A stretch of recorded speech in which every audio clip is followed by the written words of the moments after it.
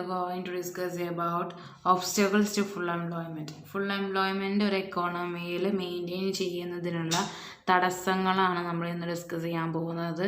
അതായത് classical system face ചെയ്യുന്ന troubles എന്തൊക്കെയാണെന്നുള്ളതാണ്.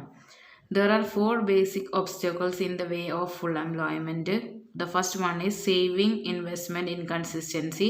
Second one is wage rigidity. And the third one is price rigidity. And the last is liquidity trap. അതായത് speculative demand for money. അപ്പോൾ ഈ ഒരു 4 കാരണങ്ങളാണ് classical സിസ്റ്റത്തിൻ്റെ troubles എന്ന് പറയുന്നത്. ക്ലാസിക്കൽ സിസ്റ്റത്തിൽ വരുന്ന എല്ലാ ട്രബിൾസിനുള്ള റീസൺസ് ആണ് ഇവിടെ പറഞ്ഞിട്ടുള്ളത്. ഇനി നമുക്ക് 1 by 1 ആയിട്ട് നോക്കാം. The first one is saving investment inconsistency.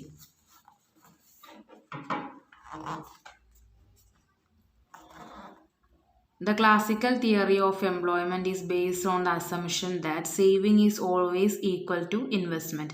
Classical theory of employment നിലനിൽക്കുന്ന അസംഷൻ ഏതാണ്? സേവിങ്സ് ഇൻവെസ്റ്റ്മെൻറ്റിന് എല്ലായ്പ്പോഴും ഈക്വലാണ് എന്നുള്ളതാണ്. But if saving exceeds investment economy will face unemployment. അതൊക്കെ നമ്മൾ നേരത്തെ പറഞ്ഞതാണല്ലേ. സേവിങ്സ് ഇൻവെസ്റ്റ്മെൻറ്റിനേക്കാളും എക്സീഡ് ചെയ്യുകയാണെന്നുണ്ടെങ്കിൽ ആ എക്കോണമിയിൽ അൺഎംപ്ലോയ്മെൻറ്റ് ഉണ്ടായിരിക്കും. Excess of saving over investment means that there is an excess of labor available over labor employed. Thus there is unemployment. Savings ആണ് കൂടുതലുള്ളത് എന്നുണ്ടെങ്കിൽ ആ എക്കോണമിയിൽ ലേബറിൻ്റെ അളവ് എന്ന് പറയുന്നത്, ലേബർ സപ്ലൈ എന്ന് പറയുന്നത് കൂടുതലായിരിക്കും. അപ്പോൾ അവിടെ അൺഎംപ്ലോയ്മെൻ്റ് ഉണ്ടായിരിക്കും. അപ്പോൾ സേവിങ്സ് ഇൻവെസ്റ്റ്മെൻറ്റ് ഈക്വൽ ആണ് എന്നുള്ളതാണ് ഒരു ക്ലാസിക്കൽ സിസ്റ്റത്തിൽ പറയുന്നത്. പക്ഷേ സേവിങ്സ് ഇൻവെസ്റ്റ്മെൻറ്റിനേക്കാളും കൂടുതലാവുകയാണെന്നുണ്ടെങ്കിൽ അവിടെ അൺഎംപ്ലോയ്മെൻ്റ് ഉണ്ടായിരിക്കും.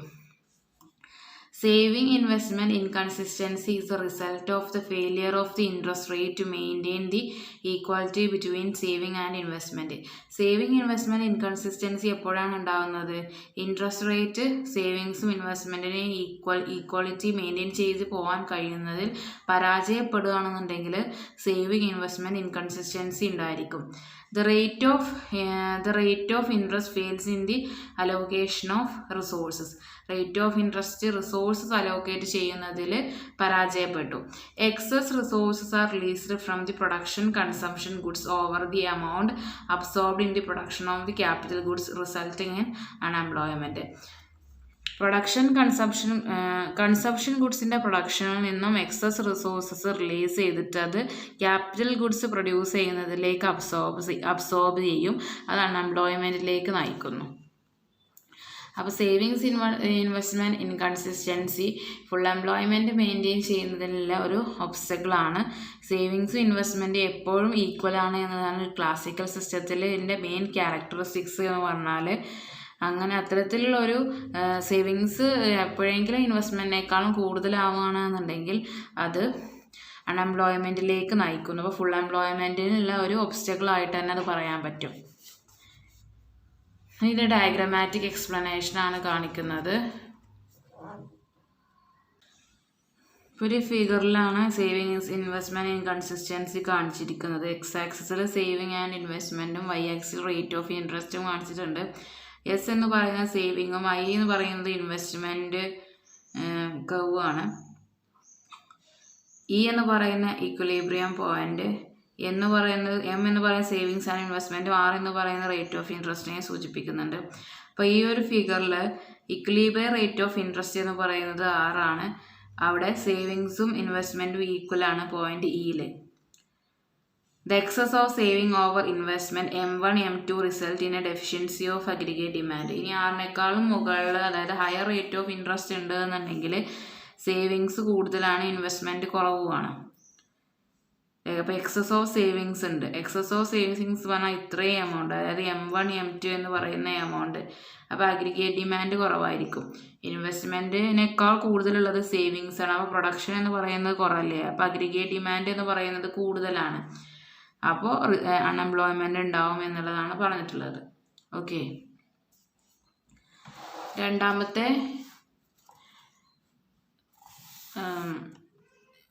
ഒബ്സ്റ്റക്കിൾ എന്ന് പറയുന്നത് എന്താണ്? Wage rigidity. The classical theory is based on the assumption of perfect competition. Classical theory base ചെയ്തിരിക്കുന്ന അസംഷൻ എന്താണ്? പെർഫെക്റ്റ് കോമ്പറ്റീഷൻ ആണ്. Excess supply of labour in such markets will result in a reduction in money wage. A flexible money wage rate will result in full employment. Perfect competition എന്ന് പറയുന്ന അത്തരത്തിലുള്ള മാർക്കറ്റിൽ ലേബറിൻ്റെ supply കൂടുതലാണ് എന്നുണ്ടെങ്കിൽ അത് മണി wage കുറക്കാൻ വേണ്ടിയിട്ടാണ്, മണി വേജ് കുറക്കുകയാണ് ചെയ്യുക. ഒരു മാർക്കറ്റിൽ വേണ്ടതിനേക്കാൾ കൂടുതൽ ലേബേഴ്സ് ഉണ്ട് എന്നുണ്ടെങ്കിൽ അവർക്കൊക്കെ ജോലി ഇല്ലാതിരിക്കാനല്ലേ. അത്തരത്തിലുള്ള ജോലി ചെയ്യാൻ താല്പര്യമുള്ള ആളുകളുണ്ട് എന്നുണ്ടെങ്കിൽ ഒബ്വിയസ്ലി എന്ത് ചെയ്യും? മണി വേജ് കുറയും. ഫ്ലെക്സിബിൾ മണി വേജ് റേറ്റ് ആവുമ്പോൾ flexible money wage rate will result in full employment. അപ്പോൾ മണി വേജ് റേറ്റ് ഫ്ലെക്സിബിൾ ആണെന്നുണ്ടെങ്കിൽ അത് ഫുൾ എംപ്ലോയ്മെൻറ്റിലേക്ക് നയിക്കുന്നു എന്നുള്ളത് നമ്മൾ കഴിഞ്ഞ വീഡിയോകളിലായിട്ട് പറഞ്ഞിട്ടുണ്ട്.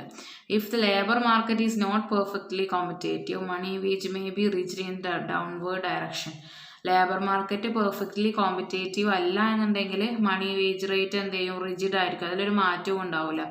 Labour market imperfection is result of the formation of labour unions. Labour മാർക്കറ്റിൽ എന്തെങ്കിലും ഇംപെർഫെക്ഷൻ ഉണ്ടാകുന്നത് അത് ഏതിൻ്റെ ഭാഗമായിട്ടാണ്? ലേബർ യൂണിയൻസ് ഫോം ചെയ്യുന്നതിൻ്റെ ഭാഗമായിട്ടാണ് ലേബർ മാർക്കറ്റിൽ ഇംപെർഫെക്ഷൻസ് ഉണ്ടാകുന്നത്. In such a market, when excess demand for labor appears, money wage rate will rise. അത്തരത്തിലുള്ള മാർക്കറ്റിൽ എക്സസ് ഡിമാൻഡ് ഫോർ ലേബർ കൂടുതലാവുകയാണെന്നുണ്ടെങ്കിൽ മണി വേജ് റേറ്റ് കൂടും. If excess supply of labour appears there will be barrier to a fall in money wages. Excess supply of labour ആണെന്നുണ്ടെങ്കിലും money wage rate കുറയുന്നതിനൊരു തടസ്സം ഉണ്ടാവും. This is because of the resistance from the labour unions. കാരണം labour unions അവിടെ work ചെയ്യുന്നത് കൊണ്ടാണ്. അപ്പോൾ ലേബറിന് demand കൂടുതലാവുകയാണെന്നുണ്ടെങ്കിൽ obviously അവിടെ മണി വേജ് റേറ്റ് എന്ത് ചെയ്യും? കൂടും. ഡിമാൻഡ് ഫോർ ലേബർ കൂടുതലാണ്, അപ്പോൾ അവർക്ക് കൂടുതലും വേജ് റേറ്റ് ഉണ്ടാവും. ഈ സപ്ലൈ ഓഫ് ലേബർ ആണെന്നുണ്ടെങ്കിലും ഈ മണി വേജ് റേറ്റ് കുറയൂല. കാരണം എന്താണ്? ലേബർ യൂണിയൻസ് ഉണ്ട്, അവർ പ്രശ്നം ഉണ്ടാക്കും വേജ് കുറക്കുകയാണെന്നുണ്ടെങ്കിൽ. അതുകൊണ്ട് എന്താണ്? മണി വേജ് റേറ്റ് എപ്പോഴും മണി വേജ് റേറ്റ് എപ്പോഴും ഡൗൺവേർഡ് ഡയറക്ഷനിൽ എപ്പോഴും സ്റ്റേബിൾ റിജിഡായിട്ട് ഇങ്ങനെ നിൽക്കും, അത് കുറയൂല. At a higher money wage rate, the supply of labor will exceed the demand for labor. Higher money wage rate ആണെന്നുണ്ടെങ്കിൽ supply of labour demand for ലേബറിനേക്കാൾ കൂടുതൽ വരും. If the money wage rate is rigid in the downward direction it will result in unemployment. Money wage rate റിജിഡായിട്ട് നിലനിൽക്കുകയാണെന്നുണ്ടെങ്കിൽ അതാണ് അൺഎംപ്ലോയ്മെൻറ്റിലേക്ക് നയിക്കുക. Thus wage rigidity is an obstacle to full employment. Wage rigid ആണെന്നുണ്ടെങ്കിൽ full എംപ്ലോയ്മെൻറ്റിൻ്റെ ഒരു തടസ്സമാണ് എന്ന് പറയാം. ഓക്കെ, അപ്പോൾ വേജ് റിജിഡിറ്റി എന്നുള്ളതിൽ ഓർത്ത് വെക്കേണ്ട കാര്യം എന്താണ്? പെർഫെക്റ്റ് കോമ്പറ്റീഷൻ ആണ് ക്ലാസിക്കൽ തിയറിയിൽ പറയുന്നത്. അപ്പോൾ എക്സസ് സപ്ലൈ ഓഫ് ലേബർ മാർക്കറ്റിൽ ഉണ്ടാവുകയാണെന്നുണ്ടെങ്കിൽ മണി വേജ് റേറ്റ് കുറയും. മണി വേജ് റേറ്റ് കുറയുന്നതിലൂടെ ഫുൾ എംപ്ലോയ്മെൻറ്റ് നേടിയെടുക്കും എന്നതാണ് ക്ലാസിക്കൽ തിയറിയിൽ പറഞ്ഞിട്ടുള്ളത്. പക്ഷേ ലേബർ മാർക്കറ്റിൽ പെർഫെക്റ്റ്ലി കോമ്പറ്റേറ്റീവ് അല്ല, ലേബർ യൂണിയൻസ് ഉണ്ട് എന്നുണ്ടെങ്കിൽ എക്സസ് ഡിമാൻഡ് ഫോർ ലേബർ ഉണ്ടെങ്കിൽ എന്താണ്? മണി വേജ് റേറ്റ് കൂടുതലാവും. സപ്ലൈ ഓഫ് ലേബർ ഉണ്ടെന്നുണ്ടെങ്കിൽ മണി വേജ് റേറ്റ് കുറയണം. പക്ഷേ ലേബർ യൂണിയൻസ് വർക്ക് ചെയ്യുന്നത് കൊണ്ട് തന്നെ ഈ വേജ് റേറ്റ് കുറയൂല. വേജ് റേറ്റ് എപ്പോഴും എന്ത് ചെയ്യും? സ്ഥിരം എന്നുള്ള നിലക്ക് കുറയാതെ ഇങ്ങനെ നിൽക്കും. അപ്പോൾ ഹയർ മണി വേജ് റേറ്റ് ആണെന്നുണ്ടെങ്കിൽ supply of labour demand for ലേബറിനേക്കാൾ കൂടുതലാവും. മണി വേജ് റേറ്റ് ഡൗൺവേർഡ് ഡയറക്ഷനിലേക്ക് കുറയാതെ നിൽക്കുകയാണെന്നുണ്ടെങ്കിൽ അൺഎംപ്ലോയ്മെൻ്റ് ആയിരിക്കും അതിൻ്റെ റിസൾട്ടായിട്ട് വരിക. അതാണ് വേജ് റിജിഡിറ്റി എന്നതുകൊണ്ട് ഉദ്ദേശിക്കുന്നത്. ഓക്കെ,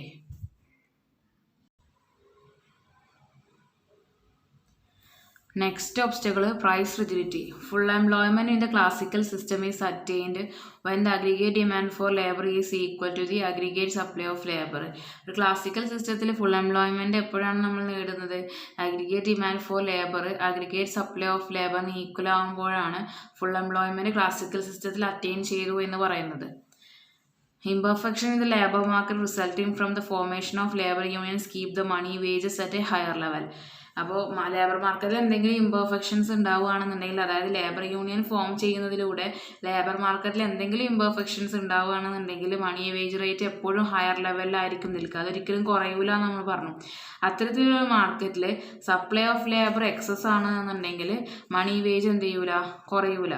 ഇപ്പോൾ ലേബർ യൂണിയൻസ് ഒരു മാർക്കറ്റ് നിലനിൽക്കുന്നത് കൊണ്ട് തന്നെ വേജ് റേറ്റ് കുറയാൻ സമ്മതിക്കൂല, ലേബർ യൂണിയൻസ് സമ്മതിക്കൂല. അങ്ങനെ ആകുമ്പോൾ മണി വേജ് റേറ്റ് എന്ത് ചെയ്യൂല, കുറയൂല.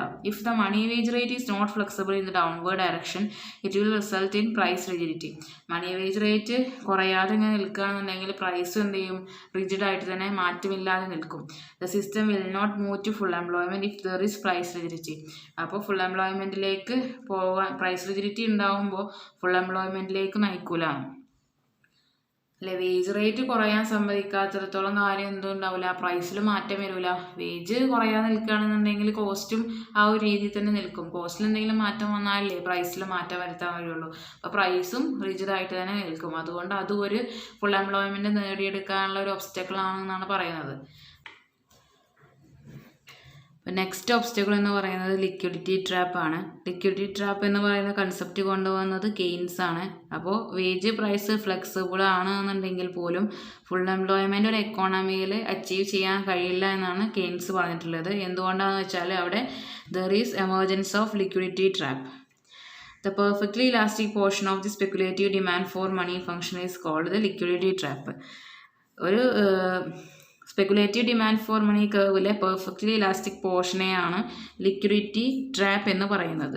അവിടെ അതിന് താഴേക്ക് റേറ്റ് ഓഫ് ഇൻട്രസ്റ്റിനെ അതിന് താഴേക്ക് നമുക്ക് കൊണ്ടുപോകാൻ കഴിയില്ല. Rate of interest cannot be push down below the level set by the liquidity trap. Okay.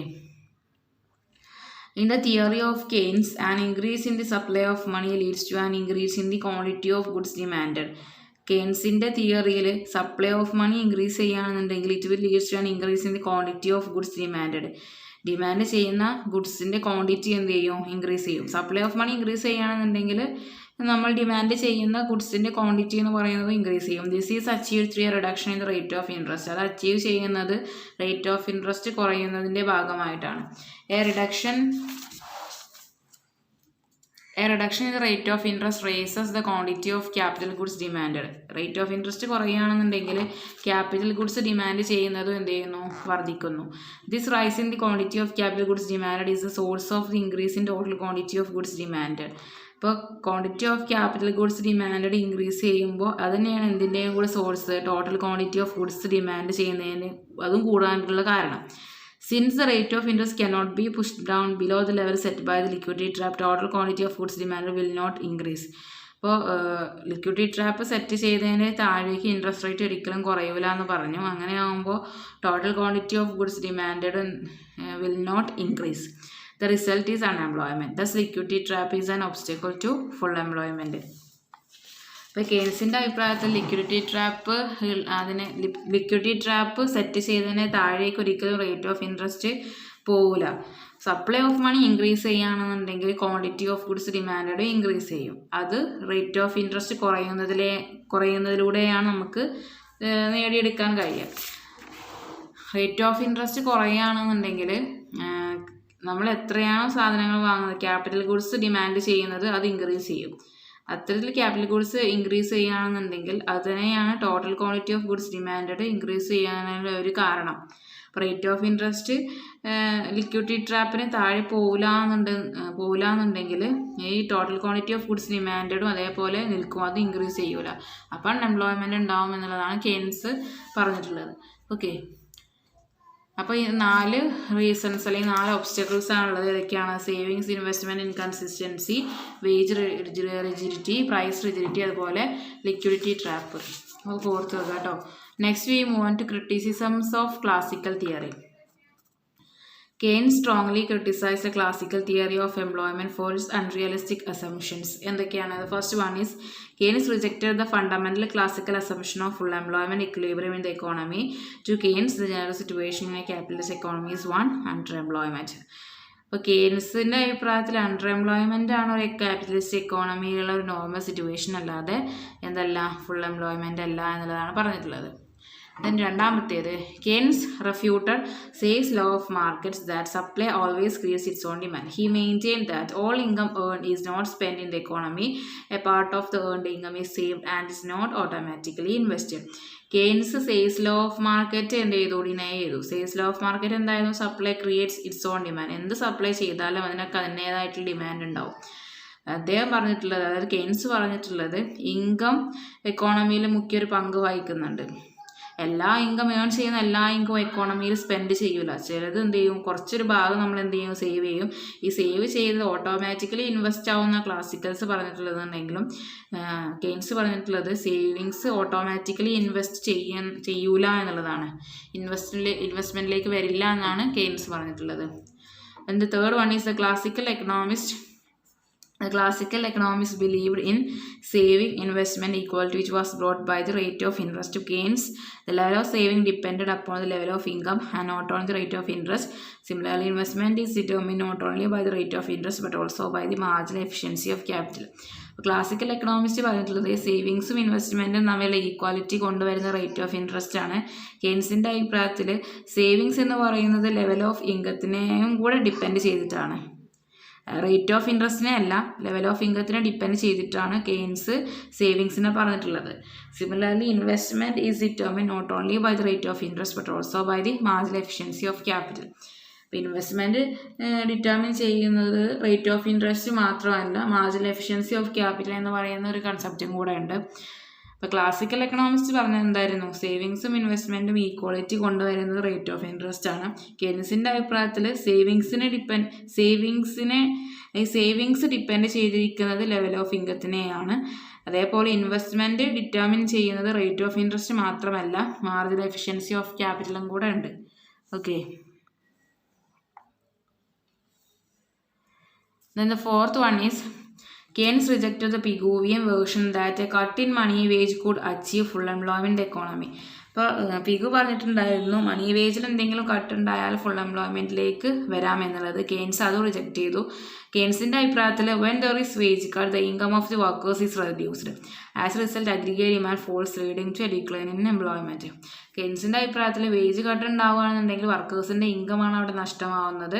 അത്തരത്തിൽ വർക്കേഴ്സിൻ്റെ ഇൻകം നഷ്ടമാകുമ്പോൾ അഗ്രിഗേറ്റ് ഡിമാൻഡ് കുറയാണ്, അതുവഴി എംപ്ലോയ്മെൻറ്റ് കുറയാണെന്നാണ് ചെയ്യുന്നത്.